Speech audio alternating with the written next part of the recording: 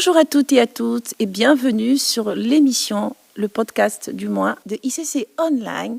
Et nous sommes très heureux de vous retrouver à ce moment de partage, de réflexion et d'édification. Et aujourd'hui, nous abordons ce thème qui est briller dans sa sphère d'influence. Et nous avons le plaisir et la joie de recevoir aujourd'hui deux personnalités de la communauté ICC Online. C'est un plaisir de les recevoir sur notre plateau. Ce sont des personnalités qui influencent dans leur sphère. Nous accueillons aujourd'hui Élodie de Rivière et Joël Hakoun. Salut Ami. Bonjour Élodie. Tout à l'heure, tu parlais de personnalités d'ICC Online. Je dirais des enfants d'ICC Online. On est là présents pour pouvoir transmettre un témoignage, impacter et encourager nos frères et nos sœurs. Merci. Merci pour la correction. Enfants, effectivement. Salut Ami, en tout cas très Bonjour, content d'être là Joël. aussi.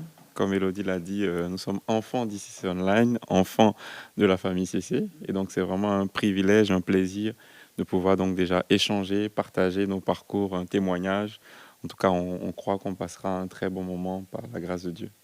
Effectivement, nous vous recevons aujourd'hui pour pouvoir partager avec vous vos expériences, votre parcours, les différents enseignements que le Seigneur a déposés dans vos cœurs, parce que nous savons que pour pouvoir impacter, il faut un temps avec le Seigneur. Et donc, nous allons commencer par Élodie.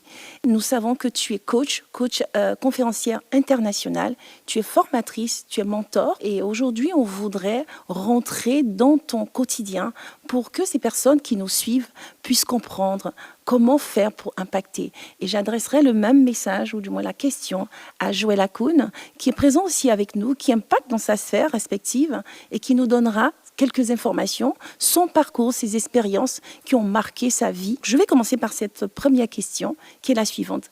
Par où tout cela a commencé? Quel a été le déclic pour en arriver à ce que nous voyons aujourd'hui? Élodie de Rivière. Avant, je n'arrivais pas à m'exprimer devant les gens, surtout devant deux personnes. C'est très compliqué pour moi. Pour faire un témoignage et faire comprendre en fait le fait d'être conduit par le Saint-Esprit, j'ai commencé les conférences il y a maintenant plus de 10 ans. Ouais, ça date quand même. Mais c'est toute une vie. Il y a vraiment un avant et un après. Et je veux vraiment encourager chaque personne qui, justement, s'appuie sur son potentiel, je dirais, actuel, sans s'appuyer sur ce que Dieu dit, sans s'appuyer sur les desseins que Dieu a. Et un jour, je me suis lancée dans l'entrepreneuriat où j'accompagnais les femmes dans le bien-être, prendre soin de soi. Et on m'a proposé de faire une conférence. Et à ce moment-là, moi, j'ai dit oui, je ne sais pas pourquoi. Je le dis souvent sur les réseaux, mais c'est important, j'aime bien le répéter, ce témoignage, parce que c'est là où vraiment j'ai déplacé la montagne et fait parler, en fait, ce que Dieu a dit de moi. C'est-à-dire que quand on devait faire cette conférence-là, je me suis retrouvée donc devant plus de 350 personnes. Je n'avais jamais parlé devant qui que ce soit. Je me suis vraiment appuyée sur la parole de Dieu et je lui dis, écoute, là, c'est pas moi, c'est toi. Donc concrètement, si je me loupe, tu te loupes. Et bien sûr que j'ai prié en disant, Seigneur, vraiment dépose ta main sur ma bouche comme tu l'as fait à Jérémie. Parce que moi, j'ai pas la capacité de le faire. Je veux pas laisser parler mes peurs, mais je veux te faire parler toi, te laisser parler toi à travers moi. Et quand je suis montée sur scène, eh ben c'est comme si que celle que Dieu avait façonnée dans les lieux secrets m'attendait en fait. Je suis arrivée sur scène et j'ai commencé à parler. Et à partir de là, j'ai eu beaucoup de demandes justement pour être conférencière, d'où le fait d'avoir aussi voyagé et accompagné des femmes à travers le monde. Donc c'est le Saint-Esprit, tout a commencé par là. Et Joël Hakoun, toi tu nous diras, ça a commencé par où, le déclic? Alors, le déclic, je vais reprendre les mots d'Élodie. Et la réalité, c'est qu'on n'a même pas échangé en fait de tout ça avant de commencer l'échange. Mais j'ai quasiment, on va dire, eu le même déclic qu'Élodie. Mais moi, je vais aller un peu plus à la genèse. Je dirais que le déclic, c'est vraiment faire ma conversion. Alors moi, c'est l'une des premières fois d'ailleurs où je fais ce témoignage-là publiquement. Moi, pour la petite histoire, donc, je suis né d'une famille mixte, chrétienne et musulmane. Et j'ai grandi en tout cas en tant qu'enfant musulman. Donc, depuis tout petit, donc, je viens de la Côte d'Ivoire, je suis originaire de la Côte d'Ivoire. Et je viens d'une ville donc, qui s'appelle Divo, qui est à peu près à 200 km d'Abidjan, donc de la capitale. Donc j'ai envie de dire que j'évolue dans un contexte où rien n'est acquis en fait. où rien n'est vraiment prévu, où il y a pas vraiment de certitude de se dire, en fait, je pars de Divo et j'arrive à un moment donné à un stade où je travaille, en tout cas par la grâce de Dieu, à impacter, en fait, que ce soit les sphères d'influence, mais également la francophonie.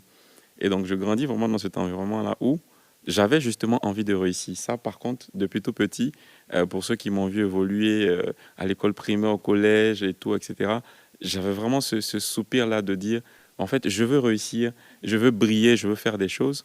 Mais la différence vraiment fondamentale se passe vraiment au niveau de ma conversion où, avant, je désirais, je voulais réussir. Mais en fait, quand je me convertis, je découvre vraiment que ma vie a un but. Je découvre que j'ai une mission de vie. Et à ce moment précis, là, c'est plus pareil. C'est plus qu'une question de je veux accomplir des choses. Non, je sais en fait que Dieu m'a donné en tout cas un mandat et ce mandat-là me permet de pouvoir accomplir des choses. Et ce mandat-là, il est également doté aussi de toutes les capacités et de tout le courage, toute la détermination qui fait que, comme Élodie le disait tout à l'heure, quand je décide d'entreprendre un projet, ce n'est pas Joël qui va le faire, ce n'est pas Hakoun qui va le faire. Non, je sais qu'en fait, c'est un projet qui est guidé, c'est inspiré. Et ça, c'est vraiment toute l'histoire de ma vie. La plupart des choses, je pense aujourd'hui que je peux dire que j'ai accompli, je pense que la plupart de ces choses-là, c'est des choses que je sais que j'ai reçues de Dieu. Et quand tu reçois de Dieu, ça ne veut pas dire aussi qu'en réalité, il n'y a pas d'obstacle, ça ne veut pas dire qu'il n'y a pas de problème. Et c'est souvent ça la face de l'iceberg qu'on ne voit pas. On voit peut-être les accomplissements, on voit peut-être les réussites, etc. Mais derrière ça, il y a beaucoup de combats cachés. Et c'est simplement ça, la prophétie. Donc on peut donner une prophétie, mais c'est pour pouvoir maintenant que cette prophétie-là puisse arriver à matérialisation. Il y a tout le chemin, il y a tout le parcours. Donc vraiment, le déclic est parti de ma conversion, où comme je l'ai dit, j'ai su en tout cas que j'avais une mission. Et cette mission-là, c'était de pouvoir servir les autres, c'était de pouvoir être utile en fait pour ma génération. Et quand j'ai compris ça, je dirais que tous les feux se sont alignés. Parfait, voilà. Nous allons entrer vraiment dans le vif du sujet, comme il a pu l'aborder, mais j'aimerais quand même faire un petit rappel de ce qui est Joël Hakoun.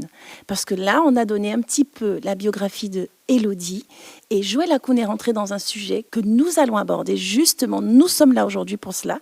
Et j'aimerais quand même dire que Joël Hakoun est entrepreneur. Je pense que certainement vous le savez, mais il n'est pas seulement qu'entrepreneur, parce qu'il a aussi d'autres compétences, on va dire, d'autres entreprises qu'il gère. Joël Hakoun a plusieurs casquettes. Donc je vais quand même poser la question à Joël Hakoun, qui est capable de nous dire sa biographie en 1 minute. Alors, en 1 minute, c'est un vrai exercice, mais c'est simplement que je pense que tu l'as déjà dit, hein, je suis effectivement entrepreneur. Ça fait aujourd'hui, je pense, 12 ans à peu près que j'ai commencé l'entrepreneuriat. Et donc, pour la petite histoire, moi, j'ai créé ma première entreprise quand j'avais 17 ou 18 ans. Donc, j'étais encore à l'université. C'était une agence de communication, également d'accompagnement dans le digital. Aujourd'hui, qu'est-ce que je fais concrètement? Donc, j'ai fondé un groupe donc, de plusieurs entreprises.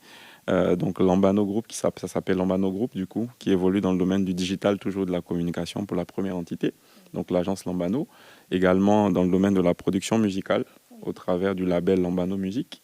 On est également dans l'événementiel au travers de Lambano Event, et puis on a également une autre activité aujourd'hui, Lambano Studio, qui est vraiment un studio créatif de production de contenu, etc. Et à côté de ça, j'ai des activités externes également dans l'immobilier, des investissements et tout en Côte d'Ivoire. Donc pour vraiment simplifier ça, mais avant tout, je suis enfant de Dieu. Voilà, je suis membre de la famille Impact Centre Chrétien et donc je sers à l'église et voilà ce que je peux dire en tout cas pour me présenter. Justement, comme il a dit tout à l'heure, il est multicasquette. Donc, Joël Hakoun n'est pas parti de rien. Il a reçu un déclic. Le déclic, c'était sa conversion. Dieu part de quelque part pour nous toucher, pour que les embranchements puissent s'ouvrir. Mais il y a des obstacles, comme il a dit tout à l'heure. Il a dû faire face à des difficultés, à lui-même. Et qu'est-ce qui s'est passé ? Face à ces obstacles, qu'est-ce que Joël Hakoun a pu mettre en place? Pour vous qui nous suivez, certainement, vous souhaitez avoir des réponses pour que vous puissiez vous aussi vous mettre en route parce qu'il est question de se réveiller pour briller. Joël Hakoun, comment ça s'est passé?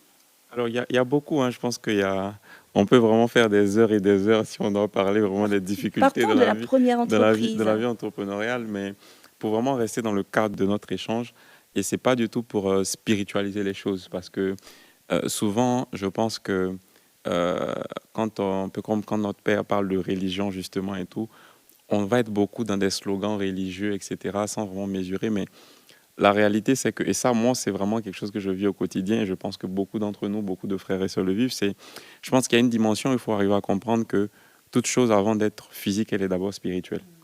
Et je pense que quand on comprend vraiment ça, quand on comprend vraiment cet enjeu-là, ça change vraiment le mindset dans ce qu'on fait. Et c'est pour ça que j'ai parlé déjà quand j'introduisais, je ne fais pas les choses parce que simplement je sais que c'est un endroit où il y a des opportunités.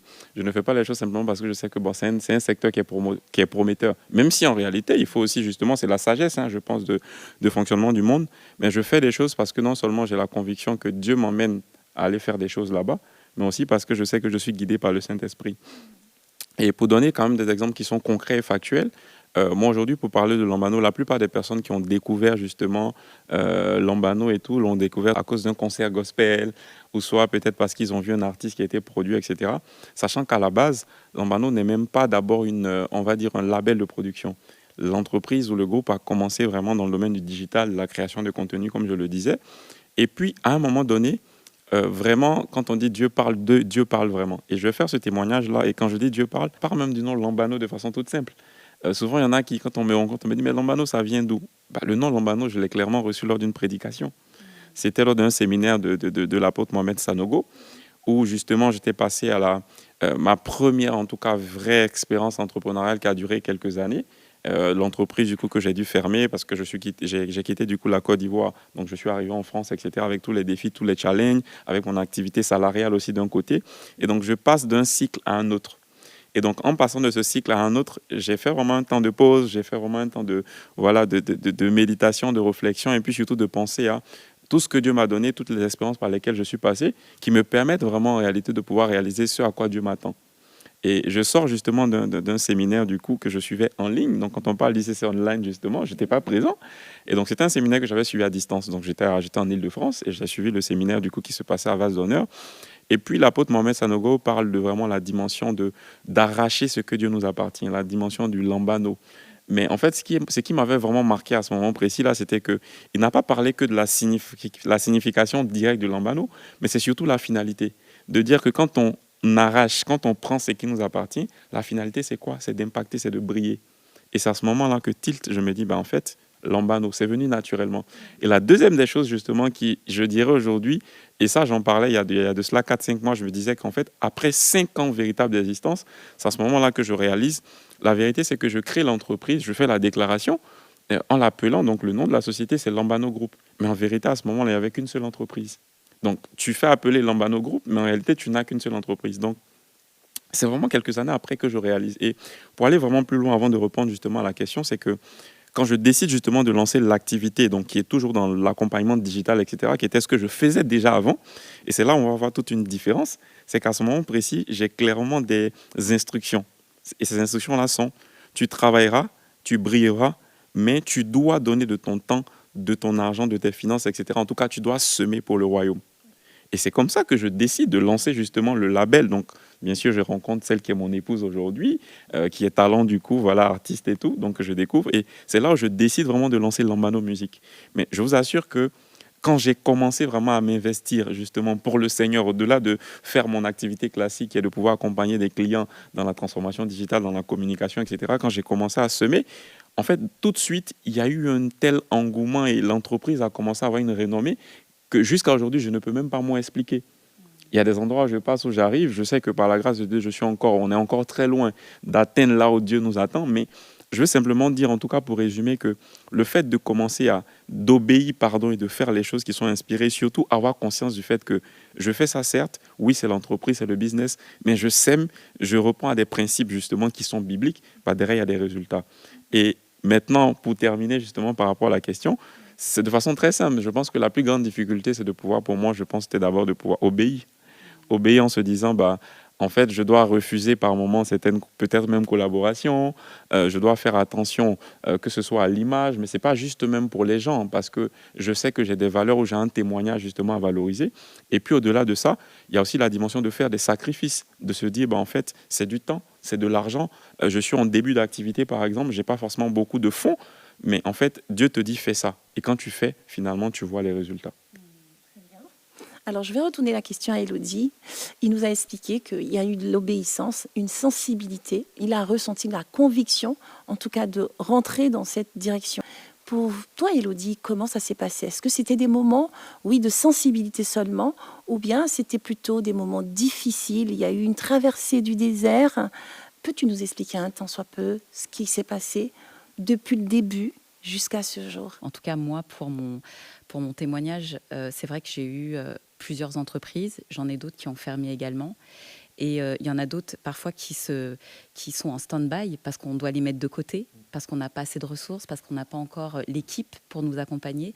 Mais le projet est là, il a besoin de vivre. Et comment on fait pour le faire vivre, en fait? On apprend vraiment à marcher avec la foi. C'est-à-dire que Dieu nous demande d'avancer et il n'y a pas de base, mis à part le fait de se dire qu'on avance avec Dieu et le Saint-Esprit. Parfois, on peut avancer, on n'a pas les finances, on n'a pas les collaborateurs, on n'a pas les partenaires, on n'a pas l'équipe. Mais pourtant, on se doit d'avancer, on reçoit cette pensée, cette vision. Et donc, des difficultés, on en rencontre tout le temps, de toute façon, dans l'entrepreneuriat, quoi qu'il en soit. Parfois, c'est aussi par manque d'obéissance, parce que on veut s'appuyer sur notre propre intelligence, notre propre connaissance. On a une idée, on se dit, bah voilà, ça va marcher, le nom plaît. Alors, est-ce que finalement, ce nom d'entreprise plaît à Dieu? Et je rebondis aussi sur ce que tu as dit tout à l'heure, sur toutes les entreprises aujourd'hui, comme le club privé Assen, que ce soit Insidel, que ce soit également Héritage, le cabinet de gestion de patrimoine à Maurice. Tous ces noms ont été vraiment donnés par Dieu. Donc, il y a vraiment un temps où je me suis mise à part et je lui ai dit tout simplement, je reçois l'idée, mais qu'est-ce que toi tu veux en fait? Utilise-moi comme un vase et comment tu veux que j'appelle cette entreprise? Qui tu veux aussi avec qui je m'associe pour cette entreprise? Parce que parfois les associations peuvent aussi faire éteindre la société, peuvent aussi faire que la société ne fonctionne absolument pas ou alors n'a pas je ne vais pas dire le succès, c'est pas le fait, ouais, il n'y a pas le rayonnement et surtout que dans l'entrepreneuriat, il faut prendre conscience que l'entreprise est la manifestation du royaume de Dieu sur terre.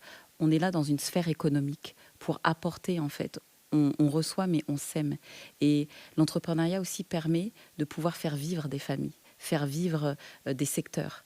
Et donc, c'est important d'être dans l'obéissance, c'est important d'être aussi dans les stratégies divines. Parce que souvent, et c'est ce qui aussi, quand tu parles de difficultés rencontrées, en tout cas pour mon témoignage et pour ma part à moi, oui, c'est vrai qu'on peut avoir des compétences et c'est vrai qu'on apprend beaucoup. Mais maintenant, parfois, Dieu nous demande d'avoir ces stratégies, être aligné à ces stratégies à lui. Et nous, dans nos raisonnements, on peut se dire, bah non, on ne va pas faire ça, on ne va pas demander ci ou quoi que ce soit. Et quand Dieu dit et qu'on ose, eh ben, les choses se manifestent en fait. Et c'est vrai que les stratégies qu'on apprend du monde, si je peux dire ça comme ça, par contre, il y a une dimension dans ces stratégies divines. Et quand on se met en prière et qu'on dit, Seigneur, ok, c'est toi, le sponsor, c'est toi qui fais les choses, c'est toi qui construis l'équipe. C'est spirituel en fait. On n'a pas de mots. Tout est spirituel. Oui. Alors, vous avez expliqué un petit peu, à deux, bien sûr, les différents obstacles auxquels vous avez fait face. Mais aujourd'hui, la question que quelqu'un peut poser, qui nous suivra, se dira, mais ok, de façon pratico-pratique, quels ont été ces moments les plus difficiles pour vous dans l'entrepreneuriat? Que ce soit dans la création de l'Ambano Group, et puis tous ces embranchements qui se sont faits par la suite. Est-ce qu'il n'y a pas eu des moments d'interrogation, des moments de questionnement ou des moments d'hésitation ou de doute? Est-ce que j'y vais, j'en peux plus, face aux ressources qui n'étaient pas celles qu'on attendait, face aux finances qui ne correspondaient pas à ce qu'on voulait exactement pour pouvoir entreprendre, ou même face à la famille? Quels ont été ces moments-là en fait? Est-ce que vous vous êtes dit à un moment donné, j'arrête tout, je lâche tout? Ou non, de toute manière, c'est une vision, Dieu me l'a donnée, je vais jusqu'au bout. Est-ce qu'il n'y a pas eu de faille à un moment donné de votre parcours? Je pense que ce serait ne pas être sincère de dire qu'il n'y a pas eu de faille ou de dire qu'il n'y a pas eu de questionnement, parce que peut-être même que hier, je me suis posé la question en disant que je voulais tout arrêter, mais il y en a eu beaucoup. Il y en a eu beaucoup. Je pense que moi, en tout cas, en ce qui me concerne, l'une des premières justement difficultés, c'est vrai que j'ai parlé de mesurer le poids du fait de Dieu nous inspire des choses, etc. Mais il y a une différence entre le fait de je reçois et j'applique. Donc, quand à un moment donné, la vision justement s'agrandit, les challenges aussi deviennent beaucoup plus importants, il y a forcément une limite ou cette barrière-là de se dire, est-ce que je vais y arriver?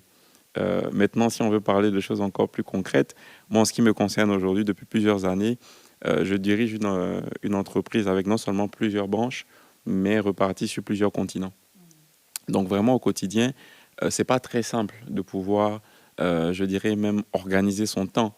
Que ce soit, bon, aujourd'hui, oui, bien sûr, il y a le digital, tout ça qui facilite, mais c'est pas simple de pouvoir suivre des activités, pas qu'une activité, mais suivre, piloter des activités vraiment à distance, sous différents fuseaux horaires. C'est hyper compliqué et même pour le corps physique, c'est pas simple. C'est pas simple.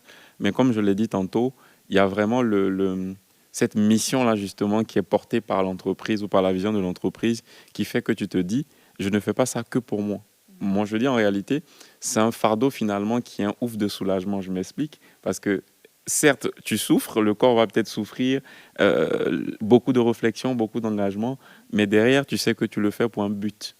Donc, quand tu as un but, ce but-là devient ce qui te drive en fait pour pouvoir avancer.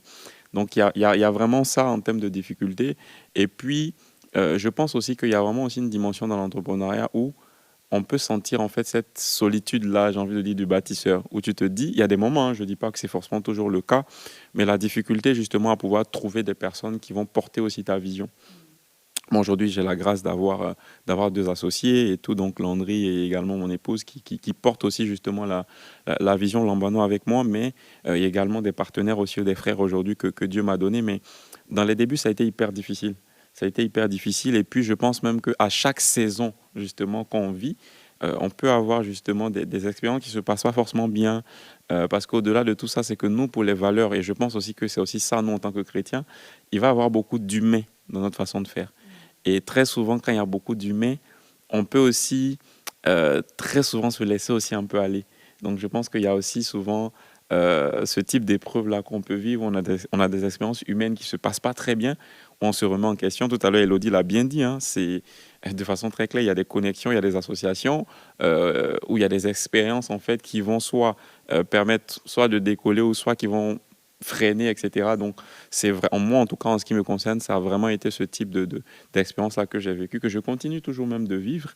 Mais je pense que la finalité ou le but pour lequel je me bats est beaucoup plus important que les douleurs ou les coups que je prends aujourd'hui.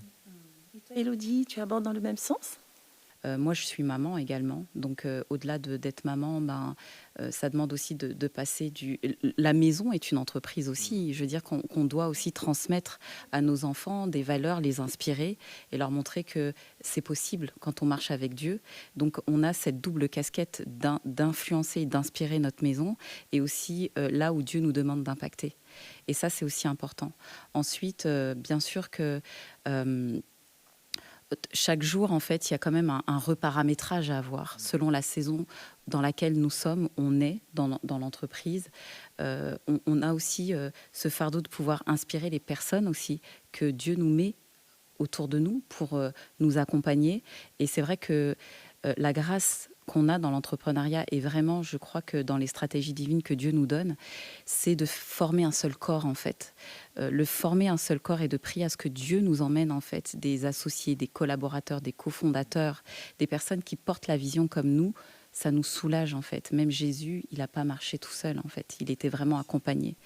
Et donc, il faut avoir cette notion pour éviter justement d'avoir cette lourdeur dans l'entrepreneuriat et d'arrêter de penser solo. Parce que qu'on le veuille ou non, c'est vrai que c'est un parcours très solitaire parce qu'il y a des nuits blanches, il y a des heures à ne pas compter, il y a des sacrifices. Et d'ailleurs, même moi, je remercie énormément mes enfants parce qu'on n'est pas avec eux et on est avec d'autres personnes parce qu'on veut les porter, on veut les inspirer. Et ce qu'on ne fait pas en fait à la maison, on le fait à l'extérieur. Mais quand on voit les fruits, quand on voit l'impact, quand on voit ce que Dieu fait, quand on voit la transformation des personnes, il n'y a pas de mots en fait. On rend grâce à Dieu d'être utilisé comme instrument. On rend grâce à Dieu d'être ce vase vide parce qu'on est vide quand c'est pas lui qui nous drive en fait.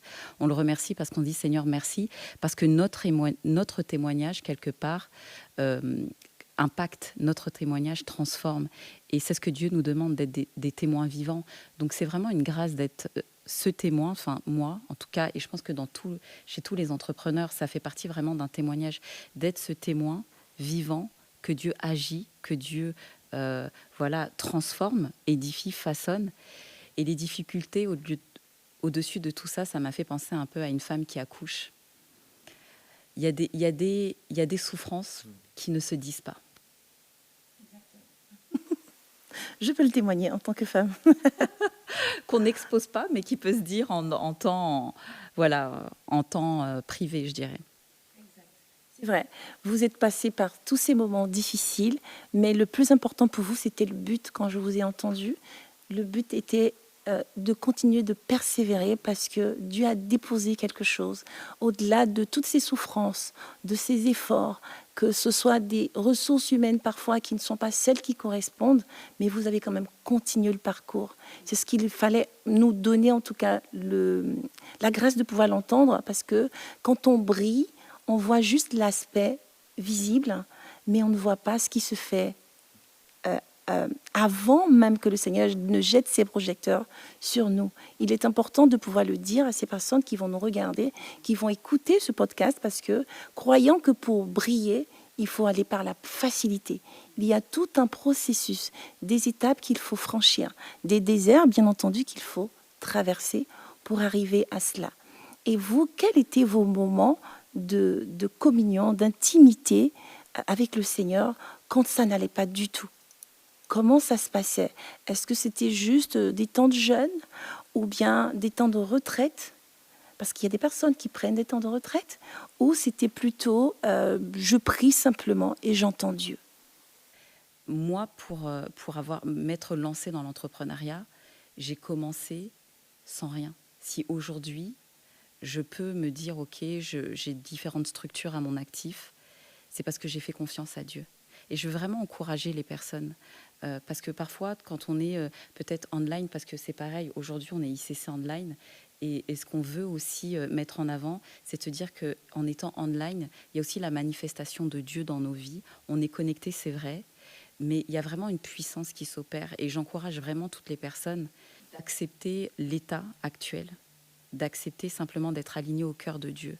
Et d'être aligné au cœur de Dieu, c'est d'enlever tout ce qui est finance, tout ce qui est connexion divine ou quoi que ce soit. C'est vraiment le fait de dire, Seigneur, je m'appuie sur toi. Je m'appuie sur toi et je te fais confiance. Pour rebondir à ce que tu disais tout à l'heure, j'encourage vraiment toutes les personnes qui regardent ce podcast de se connecter au temps de Famille d'Impact, de se connecter à tous les événements, parce qu'on reçoit. Et ça nous édifie, parce que c'est vraiment comment vous vous connectez, c'est quoi votre présence, enfin quel est votre temps avec Dieu. Les temps avec Dieu, c'est les temps fraternels. On est à distanciel, mais on est aussi ensemble.